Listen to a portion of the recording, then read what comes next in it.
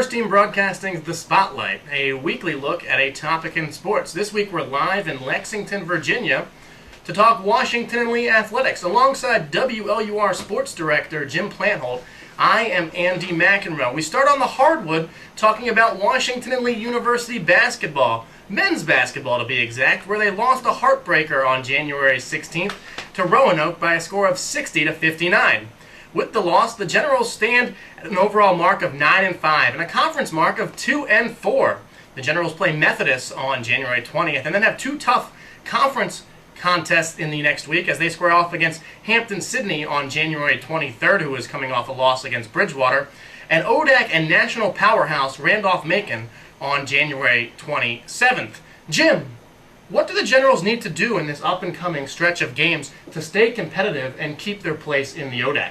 Well, the ODAC is a very tough conference. It's a national powerhouse, as you said. Randolph-Macon, Virginia Wesleyan, Guilford, all great basketball teams. ODAC, arguably the best team, best conference in Division III basketball. So if they just can play their game and be competitive, they'll come out at the end, hopefully on top. If not, especially their last game, lost by one, but a very good contest down in Roanoke. Well, the Generals have been led this year by their two top scorers, Ben Getch and Zach White. Getch is averaging 17.4 points per game and 9.6 rebounds per game, while Zach White averaging 12.5 points per game and 5.4 rebounds per game. But those are the only two Generals in double figures. Who's going to be that third scoring threat as the Generals come down this home stretch? Well, it's going to be a combination of the ball handling and the scoring. A lot comes down to Jason Semino handling the ball up top.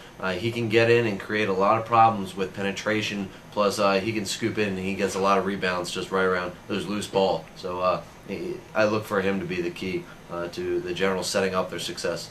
Well, switching gears now to talk about the Lady Generals, where on January 16th, this past Saturday, WNO picked up a big ODAC win as they knocked off Bridgewater 67-58. Two Generals notched double-doubles. Sophomore Becca Bolton and junior Felice Herman both chipped in, as Bolton scored 20 points and had 18 rebounds, while Herman had a season-high 19 points and a season-high 12 rebounds. This win comes on the heels of a difficult loss to Roanoke, where they fell on Friday night 57-54. The Generals continue their stretch of conference contests this week as they square off against Hollins on January 19th and Emory and Henry on January 23rd. Jim, what are the keys for the Generals here to continue their success in 2010? Well, one of the things that when they're winning ball games, they're having a great inside-out game. Starts down low with Felice Herman. We saw at Bridgewater, Felice had a great game, 19 points, and they really started off getting her the ball down low, and it opens up so much around the perimeter for their great three-point shooters. You have Meg Ingram, Carrie Ann Fandenstein, and just a bunch of other people that can shoot that three.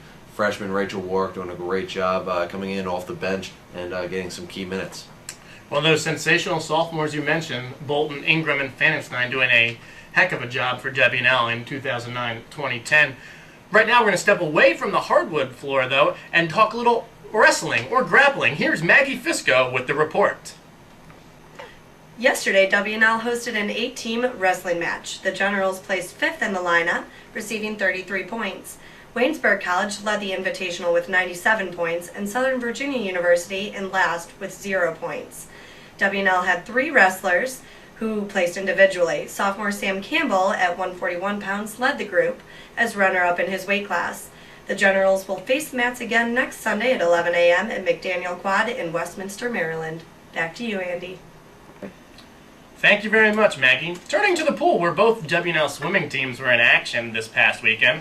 The 13th-ranked men's team walked away with a victory over the Gettysburg Bullets, 178-79. That's a lot. But the women fell 142-122. The men are now 6-3 and travel to Center next weekend, while the women are 4-4 and will head up I-81 to I-66 to Catholic University of America next Saturday. That's really interesting to see how high the score is in swimming. Oh yes, I'm not exactly sure what all those points mean, but the men's team doing very well this season. They're a very strong team. Perennially put people in the NCAA, what is their playoffs, the meets at the end of the year. So continued success out of them. They have a very strong senior core. Well, as we welcome back in Maggie Fisco alongside Jim Plantholt, I'm Andy McEnroe, and that's going to do it for this week's Spotlight.